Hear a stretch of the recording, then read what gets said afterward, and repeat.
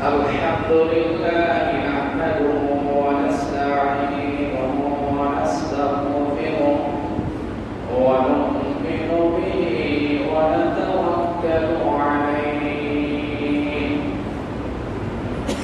ونعوذ بالله من شرور أنفسنا ومن سيئات أعمالنا من يهده الله فلا مضل له ومن يضلله فلا هادي له ونشهد أن لا إله إلا الله وحده لا شريك له ونشهد أن محمدا عبده ورسوله الذي أرسله بالحق بشيرا ونذيرا وداعيا إلى الله بإذنه وسراجا منيرا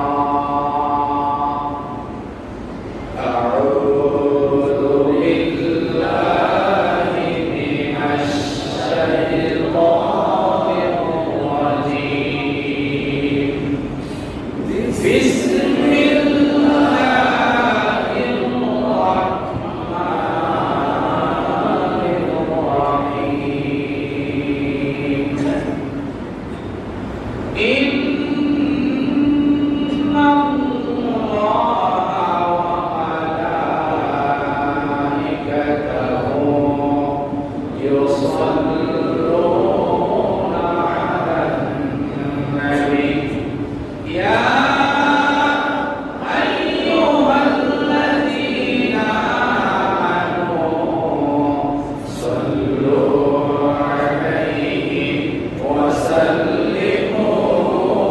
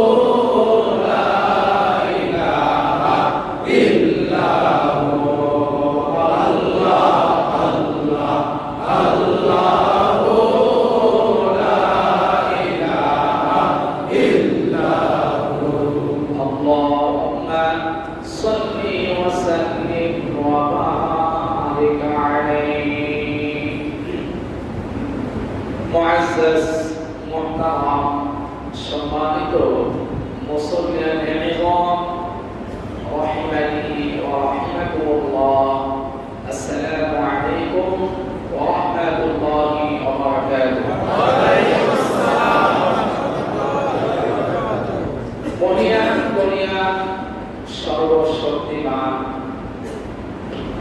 অপার করুণার আধার আমাদের একমাত্র সৃষ্টিকর্তা, একমাত্র রিজিকদাতা, একমাত্র হায়াত ও মওতের মালিক মহান আল্লাহ সুবহানাহু ওয়া তাআলার দরবারে অসংখ্য অগণিত তার চেয়ে অনেক অনেক বেশি শুকরিয়া আদায় করছি যে মহান আল্লাহ সুবহানাহু ওয়া তাআলা করোনা ভাইরাস নামক মহামারী যখন আবার ব্যাপক আকার ধারণ করার ইঙ্গিত দিচ্ছে, আল্লাহ পাক সুস্থ সবল রেখে সুস্থ মনে সুস্থ দেহে আমাদেরকে মসজিদে আসা বসা তার শ্রেষ্ঠ জবানতে কয়েক মর্তবা তার প্রশংসা করা তৌফিক দান করেছেন। সেই জন্য শুকরিয়া আদায় করে জবান খুলে প্রাণ উজাড় করে উচ্চ আওয়াজে সকলে মিলে সমবেত কণ্ঠে একবার বলি আলহামদুলিল্লাহ। অসংখ্য অগণিত তার চেয়েও অনেক অনেক বেশি দরুদ ও সালাম পেশ করছি নবীদের নবী, তামাম কায়নাতের নবী, সমস্ত সৃষ্টি জগতের রহমত, উম্মতের কান্ডারি, দুপুরের সাথী, নূরে মুজাসসাম রাসূল আকরাম সাল্লাল্লাহু আলাইহি ওয়াসাল্লামের পাক কদম মুবারকে যেই নবীর ওসিলায় আল্লাহ পাক তামাম কায়নাত সৃষ্টি করেছেন, যেই নবীর ওসিলায় আল্লাহ পাক আমাদেরকে শ্রেষ্ঠ উম্মতের বকুর দান করেছেন, যেই নবীর ওসিলায় কিয়ামতের ময়দানে হিসাব নিকাশকে সহজ করে নবীর নেতৃত্বে নবীর সুপারিশে আমাদেরকে সমস্ত উম্মতদের আগে আমাদেরকে জান্নাতে প্রবেশ করার পারমিশন দান করবেন। এমন নবীর উম্মত বিনা আবেদনে আল্লাহ পাক আমাদেরকে মঞ্জুর করেছেন। সেই জন্য শুকরিয়া আদায় করে জবান খুলে প্রাণ উজাড় করে উচ্চ আওয়াজে সকলে মিলে সমবেত কণ্ঠে আরেকবার বলি আলহামদুলিল্লাহ। যেই নবীর জন্য আল্লাহ পাক গোটা সৃষ্টি জগৎ সাজিয়েছেন, যে নবীর শ্রেষ্ঠত্ব প্রমাণ করার জন্য আল্লাহ পাক নবীকে ঊর্ধ্বগমন তথা মেরাজের ব্যবস্থা করেছেন, যে নবীর শ্রেষ্ঠত্ব প্রমাণ করার জন্য আল্লাহ পাক জান্নাতে অন্যান্য নবীদেরকে প্রবেশ করার অনুমতি ততক্ষণ দিবেন না যতক্ষণ আমাদের নবী জান্নাতে প্রবেশ না করবে। সুবহানাল্লাহ। এখন শ্রেষ্ঠ নবীর উম্মত হতে পেরে আমরা খুশি না ভাইয়া? এই নবীর অপমানে যদি কেউ কথা বলে, এই নবীর ব্যঙ্গচিত্র যদি কেউ প্রদর্শন করে, আমরা কি খুশি হব না বেজার হব? আমরা কি চুপ থাকবো নাকি প্রতিবাদ করব? আমরা আমাদের জীবন দিয়ে হলে প্রতিবাদ করব। সবাই রাজি আছেন? আল্লাহ পাক তুমি কবুল করো। আমিন। তাহলে হাজির অত্যন্ত ভারাক্রান্ত মনকে আজকে কিছু কথা বলবো। যখন এক দেশের প্রেসিডেন্ট তার দেশের নাগরিককে উস্কানি দেয় ব্যঙ্গচিত্র প্রদর্শন করার জন্য, তখন পার্শ্ববর্তী আরেক দেশ আবার ব্যঙ্গচিত্র প্রদর্শন করে আমাদের নবীর বিরুদ্ধে। জোরে জোরে বলুন নাউজুবিল্লাহ। এগুলি কিসের আলামত? এগুলি কিয়ামতের আলামত।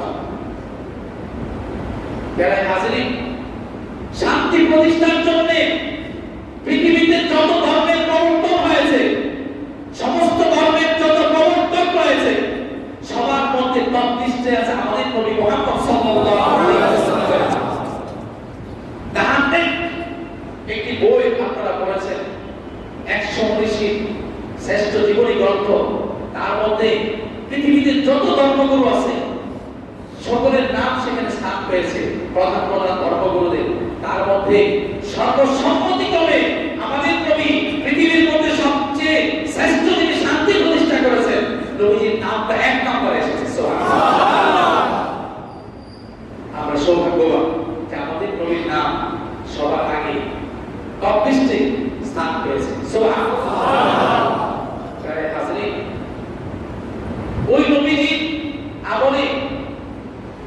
বিভিন্ন দলের সাথে আল্লাহ নবী কিভাবে শান্তি চুক্তি করেছেন, কিভাবে যার যার ধর্ম পালন করতে নবীজি আপোষ করেছেন, কেউ কারো ধর্মে যেন বাধা না দেয়, কেউ কাউকে যেন উস্কানি না দেয়, এই শিক্ষা নবী মুহাম্মদ সাল্লাল্লাহু আলাইহি ওয়াসাল্লাম দান করেছেন।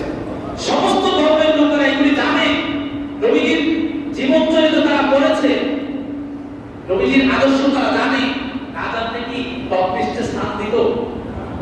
এরপরেও কেন নবীজিকে ব্যঙ্গচিত্র করে?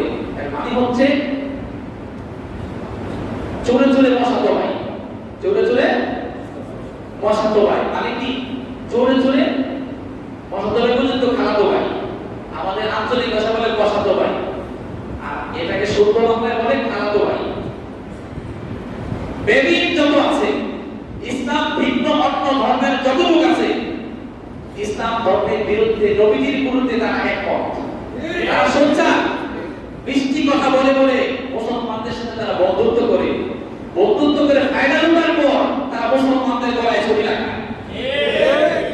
আমরা বুঝি না, আমরা আমাদের ভাই ভাইয়ের সাথে শত্রুতায় লেগে আছি, মিলাদ নিয়ে লেগে আছি, সিরাত নিয়ে মতভেদ করি, কে দাঁড়াইলো কে বসলো, এগুলি তো ধাক্কাধাক্কি করি। এগুলি তো ধাক্কাধাক্কির বিষয় না। ধাক্কাধাক্কির বিষয় হচ্ছে নবীজির ব্যঙ্গচিত্র যে প্রদর্শন করে তাকে দৃষ্টান্তমূলক শাস্তি দিতে হবে। যারা কোরআনের বিরুদ্ধে কথা বলে তাদেরকে দৃষ্টান্তমূলক শাস্তি দিতে হবে। যে প্রেসিডেন্ট শান্তি চুক্তি ভঙ্গ করে ভিন্ন ধর্মের লোকদেরকে উস্কানি দেয়, ওই প্রেসিডেন্টের পদত্যাগ দাবি করতে হবে। সময় এসেছে সে প্রতিবাদ করা। কথা ঠিক না বেঠিক? ছোটখাটো বিষয় নিয়ে ধাক্কাধাক্কি করার সময় নাই। এগুলি বলে মুসলমান মুসলমান ভাই ভাই এক পতাকা তুলে আসে, আর নয়তো আমাদের অস্তিত্ব রাখবে না তারা। আমরা এখনো ঘুমিয়ে আছি, এখন আর ঘুমানোর সময় নাই। তথ্য প্রযুক্তি স্বর্ণযুগ চলছে, কোনো কিছু হলেই সব প্রকাশ পেয়ে যায়। প্রায় হাজারি যে ইহুদি ইমানুয়েল ম্যাক্রো, তার অনতিবিলম্বে আমরা পদত্যাগ দাবি করি। জাতিসংঘের মহাসচিবকে বলবো অনতিবিলম্বে পুরো বিশ্বের মুসলমানদেরকে থামানোর জন্য, বিশ্বের মধ্যে শান্তি প্রতিষ্ঠার জন্য ইমানুয়েল ম্যাক্রোর মধ্যে এত শয়তান, এত জারক সন্তান যত আছে, এগুলিকে যেন থামানো হয়, আর নয়তো বিশ্বের অবস্থা করুণ হবে। মুসলমানদেরকে এড়িয়ে দিলে অন্যান্য ধর্মের লোকদের অস্তিত্ব থাকবে না। মুসলমানরা ঐক্যবদ্ধ হলে, মুসলমানরা নবীর প্রেমে আল্লাহর ভালোবাসায় জীবন দিতে জানে। মুসলমান সেই জাতি, যে জাতি আল্লাহর একত্ববাদ প্রচারের জন্য, আল্লাহর ওয়াহদানিয়ত প্রতিষ্ঠা করার জন্য, ইসলামের জন্য বুকের তাজা রক্ত দিয়ে জীবন বিসর্জন দিয়েছে। মুসলিম জাতির ইতিহাস কখনো কঠিন, কখনো করুণ, কখনো সবল, কখনো দুর্বল। সার্বিকভাবে মুসলমান জাতির ইতিহাস সমৃদ্ধ। জোরে জোরে বলুন সুবহানাল্লাহ। প্রিয় হাজরিন, নবী করিম সাল্লাল্লাহু আলাইহি ওয়াসাল্লামের সময়ে নবীজি যখন তরুণ যৌবনে পদার্পণ করছেন, তখনও পৃথিবীর নিয়মে নবীজির নবুয়ত প্রকাশ পায় নাই, ঘোষণা আসে নাই। আল্লাহর দরবারে নবী, কিন্তু পৃথিবীতে নবী হিসাবে, ধর্মের প্রবর্তক হিসাবে ধর্মের কাজ আঞ্জাম দেওয়া অনুমতি আল্লাহর কাছ থেকে তখনও পান নাই, কিন্তু তিনি ভালো ভালো কাজ করে যাচ্ছেন। প্রিয় হাজরিন, নবুয়ত প্রকাশের 5 বছর পূর্বে আল্লাহর খানায় কাবা পুনর্নির্মাণ করার জন্য তৃতীয় পুনর্নির্মাণ, কত? তৃতীয় পুনর্নির্মাণের জন্য কুরাইশদের মধ্যে একটা সিদ্ধান্ত হলো। আল্লাহর ঘর পুনর্নির্মাণ হয়ে গেল, সংস্কার কাজ হয়ে গেল। যখন সংস্কার কাজ চললো, সাময়িক সংস্কার কাজের সুবিধার জন্য হাজারে আসওয়াদকে একটু দূরে সরিয়ে নেওয়া হয়েছে। যখন পুনর্নির্মাণের কাজ শেষ হয়ে গেল, তখন হাজারে আসওয়াদ তার যথাস্থানে আবার প্রতিস্থাপন করতে হবে। হাজারে আসওয়াদ এটা জান্নাতি পাথর। জান্নাতে যেমন এটা সম্মানিত, পৃথিবীতেও সেটা সম্মানিত। এটা যেমন মুসলমানদের কাছে সম্মানিত, তদানীন্তন ইহুদি নাসারা, কুরাইশ যারা ছিল, কুরাইশদের মধ্যে ইহুদি নাসারা ছিল, তাদের কাছেও সম্মানিত। কারণ খানায় কাবা, হাজারে আসওয়াদ, মিনা, মুজদালিফা এগুলি ছিল তাদের গৌরবের ধারক বাহক। সুবহানাল্লাহ। সেজন্য তারা পরকালে বিশ্বাস না করলেও এই পবিত্রতম স্থানগুলি, পবিত্রতম নিদর্শনগুলিকে তারা ভক্তি সহকারে সম্মান করত। তো যখন সিদ্ধান্ত হলো যে এই হাজারে আসওয়াদ কোন গোত্রের লোক যথাস্থানে প্রতিস্থাপন করবে, তখন তাদের মধ্যে মতবিরোধ দেখা দিল। তাদের মধ্যে গোত্রে গোত্রে সামান্য বিষয় নিয়ে 40 বছর পর্যন্ত ঝগড়া হয়েছে, এমন ইতিহাস রয়েছে। সেই ঝগড়া বিবাদ আল্লাহর নবী এসে বন্ধ করেছেন। আল্লাহ দেওয়া ক্ষমতা বলে, আল্লাহ দেওয়া কুদরতে। সুবহানাল্লাহ। আল্লাহ পাক আমাদের নবীকে এসে জ্ঞান, বুদ্ধি, ধৈর্য, সহ্য, বীর্য সব কিছু দান করেছেন। সুবহানাল্লাহ। প্রিয় হাজির, যখন সিদ্ধান্ত হলো তখন কাফেরদের, কুরাইশ কাফেরদের মধ্যে বয়োজ্যেষ্ঠ নেতাদের ছিল আপনি মুগিরা ফাজিল নামটা এরকমই। উনি সিদ্ধান্ত দিল যে ধাক্কাধাক্কি মারামারি করে লাভ নাই, আগামীকাল সকালবেলা যে সর্বাগ্রে মসজিদে হারাম দিয়ে খানায় কাবায় আসতে পারবে, ওই ব্যক্তির হাতে হাজারে আসওয়াদ তার জায়গায় স্থাপন করা হবে। সুবহানাল্লাহ। সবাই সেটা মেনে নিল। সুন্দর প্রস্তাব, একটা সুন্দর আর জোড়া হতে পারে না। কয়েকদিন সকালবেলা গিয়ে দেখে যে সবার আগে যুবক মুহাম্মদ সাল্লাল্লাহু আলাইহি ওয়াসাল্লাম হাজির হয়ে আছে।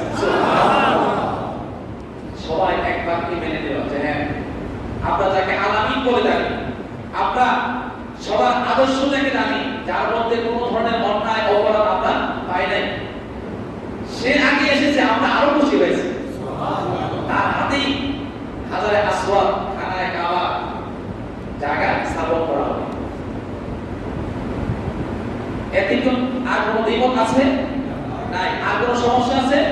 সমস্ত গোত্রের লোকেরা মেনে নিল যে নবী মুহাম্মদ সাল্লাল্লাহু আলাইহি ওয়াসাল্লাম উনি তো অনেক বড় মনের ব্যক্তিত্ব, উনি অনেক উদার মনের, উনি সৃষ্টি জগতের সম্রাট, উনি নবীকুল সম্রাট, সৃষ্টিকুল শিরোমণি, যিনি জান্নাতের সন্তান। জোরে জোরে বলুন সুবহানাল্লাহ।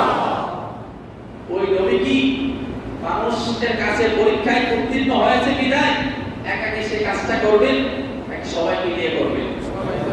সবাই মিলিয়ে করবেন। আপনি যখন, আপনাকে যখন নেতা মানা হলো, আপনি যা সিদ্ধান্ত নেবেন আমরা তাই মেনে নিব। আপনি আবেগ আপ্লুত হয় যদি নিজেই সিদ্ধান্ত নিয়ে সব কাজ করেন, তাহলে করতে পারেন, কিন্তু সবাই মন থেকে খুশি হবে না।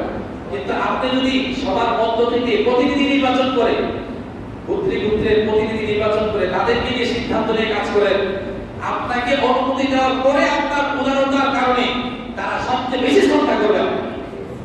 সুবহানাল্লাহ। এত উদারতার পরিচয় আমাদের নবী ছাড়া পৃথিবীতে কেউ দেখাতে পারে না। নবী করিম সাল্লাল্লাহু আলাইহি ওয়াসাল্লাম কুরাইশ নেতৃবৃন্দকে বলল যে হ্যাঁ, হাজারে আসওয়াদ রাখার দায়িত্ব এখন আমার, যেহেতু আমি পরীক্ষায় উত্তীর্ণ হয়েছি, কিন্তু আমার এখানে কথা আছে। প্রধান 4 গোত্রের প্রধান 4 জন নেতাকে নিয়ে 4 কোণা হাত ধরে হাজারে আসওয়াদকে আমি রাখতে চাই, আপনাদের মতামত কি? বলে যে আরো ভালো। সুবহানাল্লাহ। নবী করিম সাল্লাল্লাহু আলাইহি ওয়াসাল্লাম গোত্র প্রধানদেরকে কোণায় কোণায় ধরে হাজারে আসওয়াদকে ওই কাপড়ে রেখে সসম্মানে যথাস্থানে প্রতিস্থাপন করলেন। সুবহানাল্লাহ। তখন কিন্তু নবীজি নবুয়ত প্রকাশ হয় নাই পৃথিবীতে। নবীজির এই ঘটনা, এটা কি আমাদের জন্য অনুসরণীয় নাকি বর্জনীয়? অনুসরণীয়। যদি কেউ বলে নবীজির নবুয়ত প্রকাশের আগে, মিলাদ থেকে শুরু করে নবুয়ত প্রকাশের আগে কোনো কিছুই আমাদের জন্য অনুকরণীয় আদর্শ হতে পারে না, আমরা কি সেটা মানবো? না, মানবো না। আরো অনেক ঘটনা আছে, সেদিকে যাচ্ছি না। একটা ঘটনা বললাম নবুয়তের আগে, নবুয়তের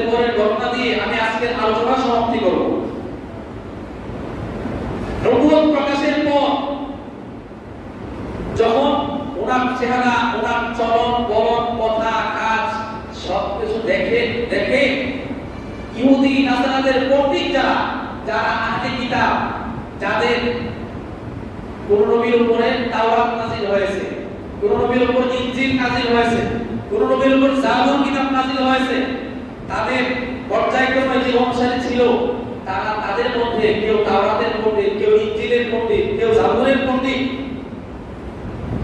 সমস্ত পণ্ডিত ব্যক্তিরা দেখলো যে নবী মুহাম্মদ বালক মুহাম্মদ সাল্লাল্লাহু আলাইহি ওয়াসাল্লাম এর মধ্যে ছোট কাল থেকেই তাওরাত কিতাবে আমরা যা পড়লাম, ইনজিল কিতাবে যা পড়লাম, সব কিছু দিন দিন ফুটে উঠতেছে। সুবহানাল্লাহ। তারা মনের কথা বলে না কারো কাছে, যারা ধর্মের পণ্ডিত, ওই কিতাবের ভালো বোঝক পাঠক, তারা মনে মনে সিদ্ধান্ত নিল যে ইনি কোন সেই নবী যার মধ্যে এত গুণ আছে, আর আমরা আমাদের কিতাবে পড়ে নিয়েছি। সুবহানাল্লাহ। তাদের মধ্যে অন্যতম একজন শ্রেষ্ঠ পণ্ডিত ছিলেন ইহুদিদের পণ্ডিত, মুসা নবীর উম্মত হিসেবে তারা দাবি করে। ওনার নাম হচ্ছে হযরত আব্দুল্লাহ ইবনে সালাম। নামটা কি? নামটা মনে রাখেন, আব্দুল্লাহ ইবনে সালাম। অত্যন্ত গুরুত্বপূর্ণ ঘটনা।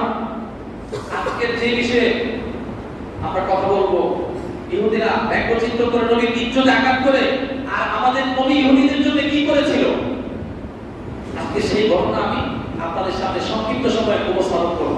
সেই জন্য এই নামটা আপনাদের উপর মনে রাখা একজন মুসলমান হিসেবে অপরিহার্য। ওনার নামটা কি? আব্দুল্লাহ ইবনে সালাম। উনি ছিলেন তদানীন্ত নবী করিম সাল্লাল্লাহু আলাইহি ওয়াসাল্লামের সমসাময়িক ইহুদিদের, অর্থাৎ মুসা নবীর উম্মত যারা দাবি করে, তাদের মধ্যে সবচেয়ে বড় আলেম। তাদের মধ্যে সবচেয়ে বড় আলেম। ওনার পূর্বে ওনার বাবার সময় ওনার বাবা ছিল সবচেয়ে বড় আলেম। সুবহানাল্লাহ। ওনার দাদার সময় ইহুদিদের মধ্যে ওনার দাদা ছিল সবচেয়ে বড় আলেম। তাওরাত কিতাব সবচেয়ে বুঝতেন। তাওরাত কিতাব বুঝতে সমস্যা হলেই ওনার দাদার সময় ওনার দাদার কাছে মানুষ চলে যেত, ওনার বাবার সময় ওনার বাবার কাছে চলে যেত, ওনার সময় ওনার কাছে চলে যেত। সুবহানাল্লাহ। আব্দুল্লাহ ইবনে সালাম তাওরাত কিতাব পড়ে আমাদের নবীর অনুসন্ধানে বের হয়ে গেল। যেই মানবের, যেই মহানবী এত গুণাবলী, এত শ্রেষ্ঠত্ব, আমার ওনাকে দেখার দরকার। ওনাকে দেখে ওনার হাতে আমি কালিমা পড়ে মুসলমান হব। কিন্তু এই কথা বলেও কারো কাছে বলতে পারে না, কারণ উনি ইহুদি ধর্মের পণ্ডিত, উনি নেতা। উনি যদি অন্য ধর্মে চলে যায়, তাহলে ধর্মের লোকের তা দলের লোকেরা মানবে। কিন্তু উনি তো বুঝতেছে উনি ভুলের মধ্যে আছে। সঠিক হচ্ছে নবী মুহাম্মদ সাল্লাল্লাহু আলাইহি ওয়াসাল্লামের আবির্ভাব হয়েছে, ওনাকে খুঁজে বের করতে হবে, ওনার হাতে কালিমা পড়ে মুসলমান হতে হবে। উনি যখন আসবে আর কারো নবুয়ত চলবে না। সমস্ত নবীদের নবুয়তের দরজা বন্ধ হয়ে গেছে, তাদের কোনো শরীয়ত চলবে না, শরীয়তের কার্যক্রম বন্ধ। নবী মুহাম্মদ সাল্লাল্লাহু আলাইহি ওয়াসাল্লামের শরীয়ত চলবে কিয়ামত পর্যন্ত। সুবহানাল্লাহ। উনি বের হয়ে গেলেন। বের হয়ে উনি ওনার ফুহুর বাড়িতে গেলেন তালাশে। ফুহুর বাড়িতে যাওয়ার পর উনি একটি খেজুর বৃক্ষের উপরে অবস্থান করতেছিলেন, খেজুর গাছের উপরে। এমন সময় এক ব্যক্তি প্রচার করলো যে আখিরি জামানার নবী নবী মুহাম্মদ সাল্লাল্লাহু আলাইহি ওয়াসাল্লামের আবির্ভাব হয়ে গেছে, নবী আমরা পেয়ে গেছি, তিনি সর্বশেষ নবী। এই কথা শুনে আব্দুল্লাহ ইবনে সালাম খুশিতে আল্লাহু আকবার, আল্লাহু আকবার বলে আল্লাহর শুকরিয়া আদায় করলেন। সুবহানাল্লাহ। উনি অপেক্ষমান রইলেন খেজুর গাছে যে কখন এই নবী যাবে, এই নবীকে দেখবে। লম্বা ঘটনা, আমি খুব সংক্ষেপ করে বলছি। উনি ওই অবস্থায় থাকতে থাকতে আল্লাহর নবী পদচারণা হলো, আল্লাহর নবী সেখান দিয়ে গেলেন। সুবহানাল্লাহ। উনি দেখে অল্প সময়ে নবীর চেহারা, নবীর হাঁটা, নবীর চলন বলন যা কিছু করছে উনি মার্ক করলেন। উনি মার্ক করে উনি তাওরাত কিতাবে যা পড়েছেন সব কিছু এত যে মিল পাচ্ছে, মিল পেয়ে গেছে। সুবহানাল্লাহ। উনি সিদ্ধান্ত নিলেন আমি নবীর কাছে যাব, আমি গিয়ে আমার মনের সন্দেহ দূর করার জন্য, এটা তো আমি মিলালাম কিন্তু উনি আসলেই সেই নবী কিনা এটাকে আরো শিওর হওয়ার জন্য উনি 3টা প্রশ্ন করবে, যে 3টা প্রশ্নের উত্তর আখিরি জামানার নবী, নবীদের নবী নবী মুহাম্মদ সাল্লাল্লাহু আলাইহি ওয়াসাল্লাম ছাড়া এই প্রশ্নের উত্তর আর কেউ দিতে পারবে না। সুবহানাল্লাহ। উনি এই 3টা প্রশ্ন স্থির করলেন, উনি কি 3টা প্রশ্ন করবেন। উনি গেলেন নবীর দরবারে, গিয়ে আগে বসে অবজার্ভ করলেন উনি মানুষদেরকে কি বলে, তাওরাত কিতাবে এই নবী মানুষদেরকে কি নসিহত করবে, ওনার আদর্শ কি হবে, উনি মানুষদেরকে কোন থেকে আহ্বান করবে, এগুলি বর্ণনা রয়েছে। উনি আগে গিয়ে কিছুক্ষণ অবজার্ভ করলেন যে এই মহান ব্যক্তি কি বলে, মানুষদেরকে কি নসিহত করে। উনি প্রথম শুনলেন মানুষদেরকে নসিহত করতেছে, আমার সাহাবায়ে কেরাম, তোমাদের মধ্যে যারা হত দরিদ্র গরিব মানুষ সব সময় তাদের পাশে দাঁড়াবে, তাদের দৃষ্টান্ত পালন করবে, তাদের খাবারের ব্যবস্থা করবে, তাদের ইজ্জত আবরু ঢাকার জন্য পোশাকের ব্যবস্থা করবে। সুবহানাল্লাহ। দেখলেন যে তাওরাত কিতাবে তো এই নবীর গুণাগুণের মধ্যে অন্যতম একটা গুণ, সেটা প্রথমতেই পেয়ে গেলাম। সুবহানাল্লাহ। তারপর নবীজি বলতেছেন, এই সাহাবায়ে কেরাম, তোমাদের মধ্যে যারা রাত জেগে মানুষ যখন ঘুমিয়ে থাকে ওই সময় যারা নামাজ পড়বে, আল্লাহকে ডাকবে, আল্লাহ পাক তাদেরকে জান্নাতে প্রবেশ করাবেন। সুবহানাল্লাহ। দেখলেন যে এটাও মিল আছে। তারপরে দেখলেন আত্মীয়তার বন্ধন তোমরা ঠিক রাখবে। নবী সাহাবায়ে কেরামদেরকে জোরালোভাবে বলতেছে, তোমাদের আত্মীয় স্বজন যারা আছে কোনো অবস্থাতেই তাদের সাথে সম্পর্ক ছিন্ন করবে না। আত্মীয়তার বন্ধন আল্লাহর পক্ষ থেকে হয়, এই বন্ধনকে অটুট রাখবেন, আল্লাহ তার প্রতি রহমত নাযিল করবে। আব্দুল্লাহ ইবনে সালাম এটা শুনে দেখলেন যে মেইন যে জিনিসগুলি বললাম তার মধ্যে আরো প্রধান 3টা জিনিসই পেয়ে গেলাম। সুবহানাল্লাহ।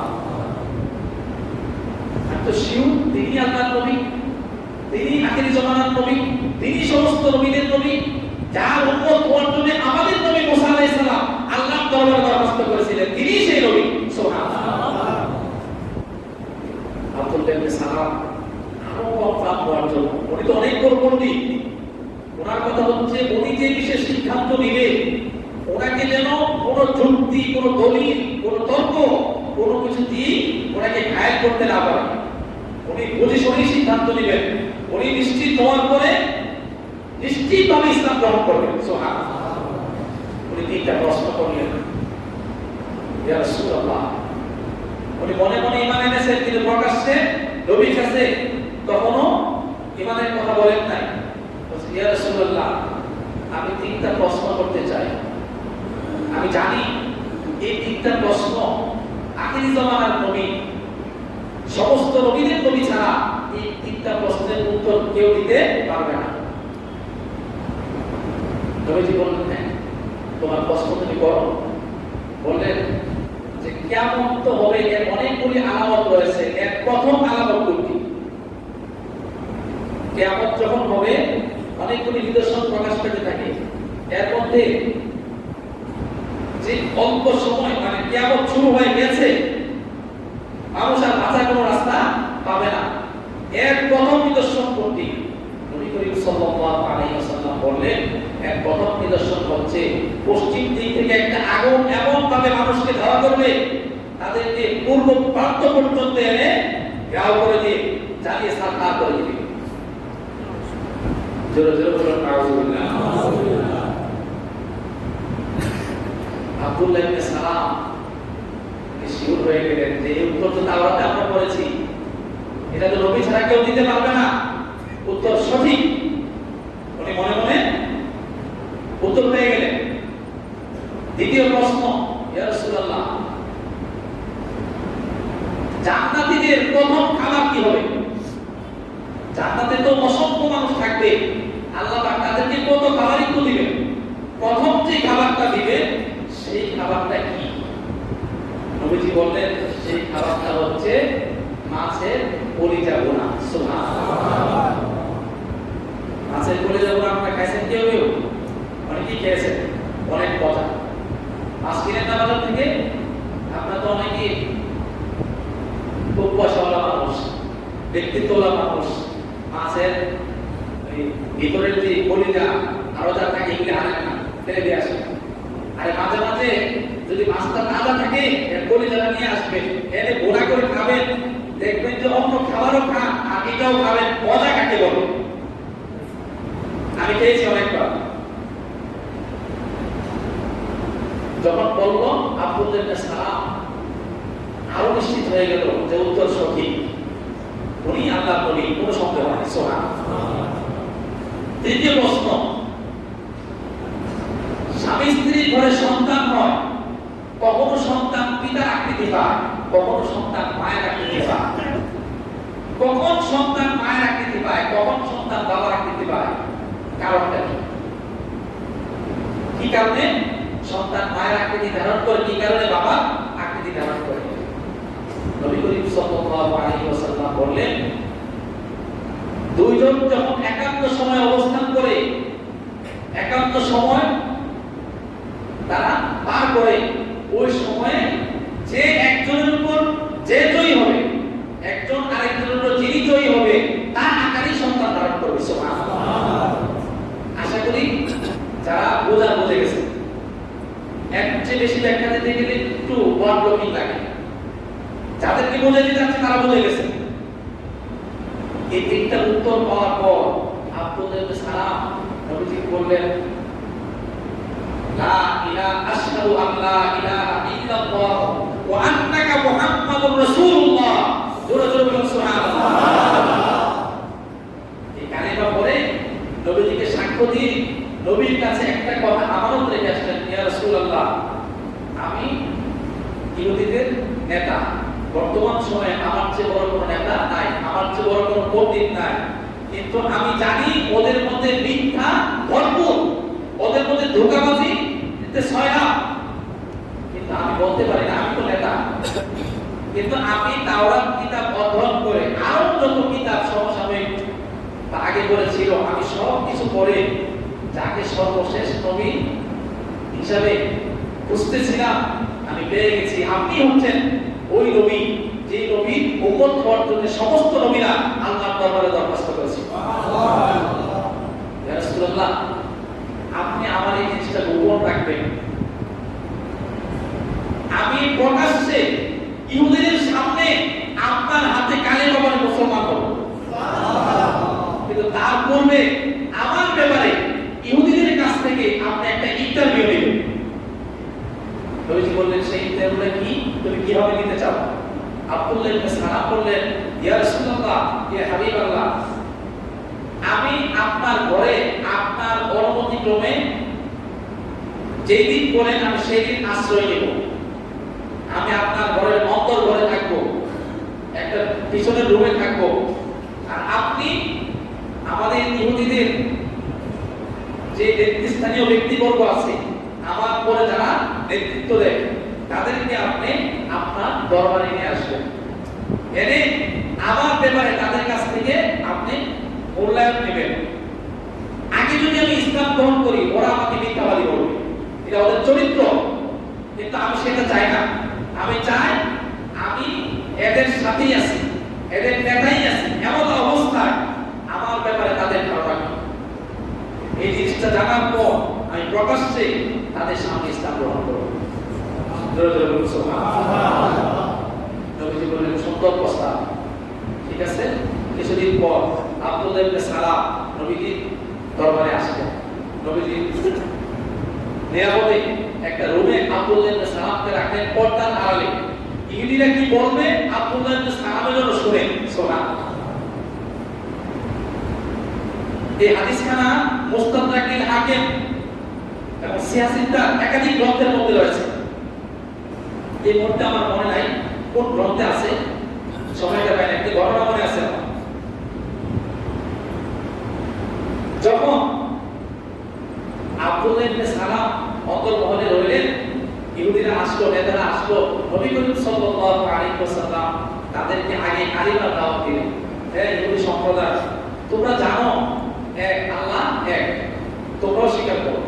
তোমরা জানো যে মুসা আলাইহিস সালাম আল্লাহর প্রেরিত নবী, তোমরা এটাও জানো যে আমি এখন সর্বশেষ নবী, নবী মুহাম্মদুর রাসূলুল্লাহ।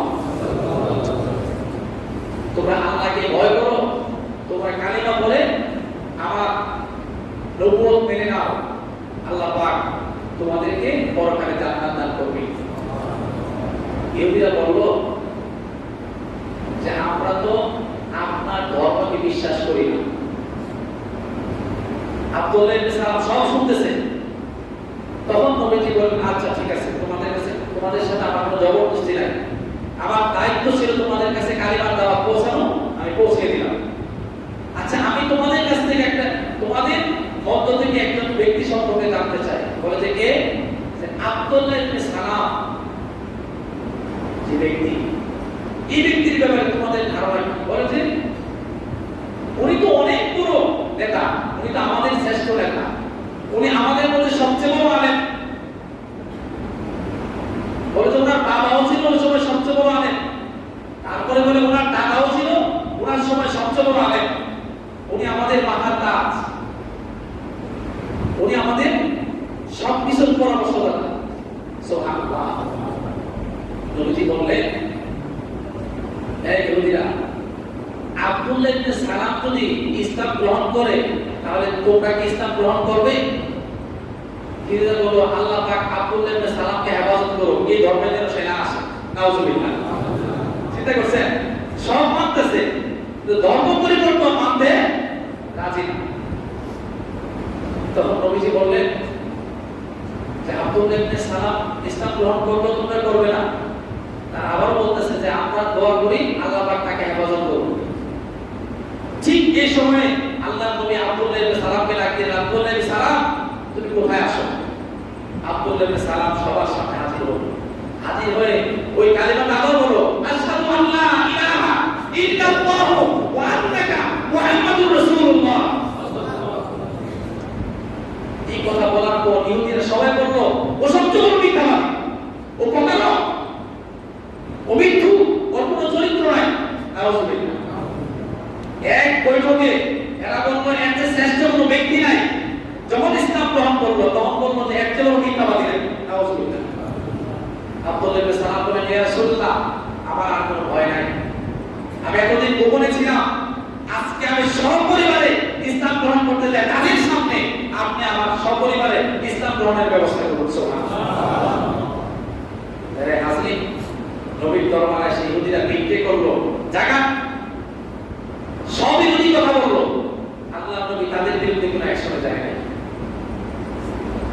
এর চেয়ে বড় দৃষ্টান্ত, শান্তি প্রতিষ্ঠা, যার যার ধর্ম যার যার জায়গায় পালন করবে, এর চেয়ে বড় উদাহরণ পৃথিবীর ইতিহাসে কোন ধর্ম প্রবর্তক দেখাইতে পারে না।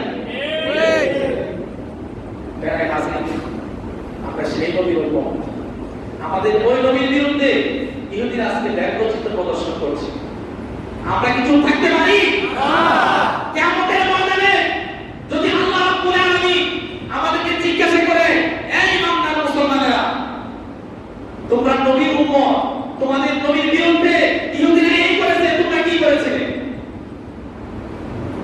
যদি বলবেন, ইয়া রাসূলুল্লাহ, আমরা কিনা করেছি, ইয়া আল্লাহ, আমরা কিনা করেছি, এর ছাড়া কি তোমাদের আর কোনো কাজ ছিল না?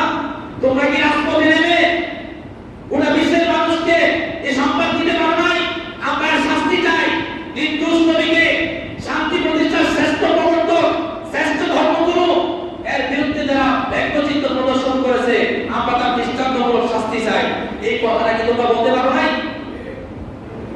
যদি আমরা এই কাজটা করতে না পারি, কিয়ামতের ময়দানে আল্লাহ নবীর সামনে, আল্লাহর দরবারে কি জবাব দেব আমরা? বলেন, পারবো না? প্রিয় হাজরিন, আপনার আমার জীবনে কি ভালো কাজ আছে, কোন ভালো কাজটা আল্লাহ কবুল করেছে, আল্লাহ আমাকে ভালো জানে। যদি যতদিন বাঁচবো, সুযোগ পেলে ঈমানী চেতনা নিয়ে আল্লাহ এবং আল্লাহর রাসূলের পক্ষে জীবন যদি দিতে হয়, জীবনটাকে উৎসর্গ করে দিতে হবে। মরণ তো একদিন আছেই, মরণ তো একদিন হবেই। আমার মরণ যখন আসবে, আমাকে কেউ বাঁচাতে পারবে না। মরণটা যেন হয় আল্লাহর ভালোবাসা, মরণটা যেন হয় নবীর ভালোবাসা, তাহলে শান্তি মহল। সবাই রাজি আছেন? যদি রাজি থাকেন, আজকে নারায়ণগঞ্জের মধ্যে জুমার পরে প্রত্যেকটা মসজিদ থেকে বিক্ষোভ মিছিল সহকারে আমরা চৌকা মাঠের সামনে হাজির হব। ওখানে